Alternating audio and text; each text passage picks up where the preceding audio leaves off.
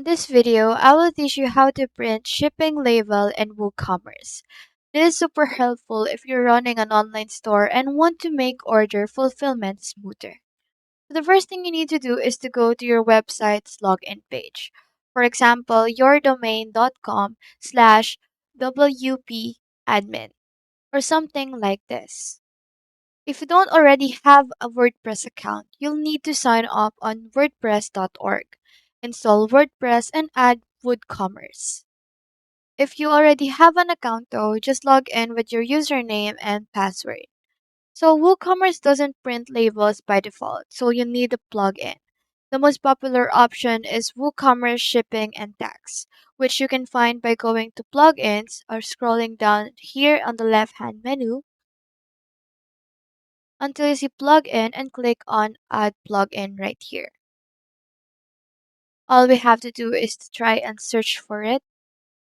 Type in WooCommerce shipping and tax. It is right here. It is now WooCommerce tax. This is free to install and activate. So all you have to do is to click on install and activate right here and wait for it to activate on your WordPress or WooCommerce website. Now once activated, all you have to do is to go to WooCommerce right here, scroll down on the left hand menu, and then go to settings. In here, you just have to click on your address right here and to tell WordPress where your business is located. Then go to shipping right here. Enable shipping zones so that you can see the offers and ship your products to corresponding zones. The next thing you have to do is to go to orders on WooCommerce.